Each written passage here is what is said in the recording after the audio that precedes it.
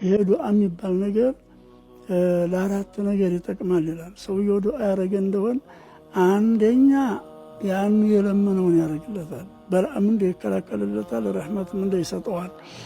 በላኡን ሲከላከል ዱዓው ቀላል ሆኖ በላኡ ከባድ የሆነ እንደ ያቃልልለታል ይላል።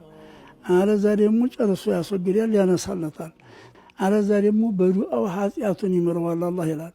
እንደው ዱዓ ተደርጎ ጥሎት የለውም። እዲኡኒ አስተጅብ ለኩም ብሏል አላህ። ለምኑኝ መርሐባ ላለ ብሎ የለም። አላህ አይዋሽም፣ አላህ አያታልልም። ከሚን ዲያ ኢላ ይስተጃቡ ለሁ ብለዋል ዑለማዎች። ስንት ዱዓ አድራጊ ያለ አይደለም ወይ ማቅበልም አይሆንለት ቢሉ ወኢጃበቱ ቢሙራዲላሂ ተዓላ ላ ቢሙራዲል ዐብዲ፣ በአላህ ኢራዳ ነው እንጂ ኢስቲጃባው ሰውየው በፈለገው ብቻ አይደለም። አላህ ለሱ ኸይር በሆነው ነው የሚያደርግለት። ያ የለመነው ነገር ኸይር እንዲህ ያደርግለታል። ግን ያው ደግሞ ሲሆን ቶሎም ይሆናል። በ10 ዓመት በ20 ዓመት በ30 ዓመት ይሆናል።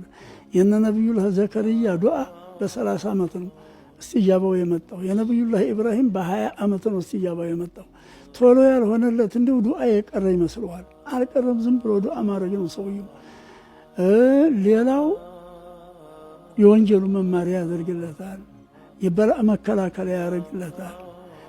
ሌላ ደግሞ ለጀነት ድልብ ያደርግለታል። እዚህ ዱዓ አድርጎ ታይሰጠው የቀረ እንደው ጀነት ይገባ የኸይር ስራው ሁላ በልጅ ነው የሚሰጠው፣ የጀነት ደረጃው የሚሰጠው አለ። ባልሰራው ስራ ያገኘው ደረጃ ያገኛል።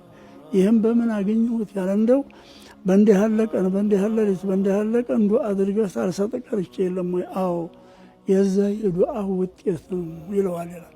ኧረ ጌታዬ እንደው ጨርሰህ ምነው ዱንያ ላይ ባላረክልኝ እዛ አድርገህልኝ በሆን ጨርሰህ ብሎ እስቲል ድረስ ይላል።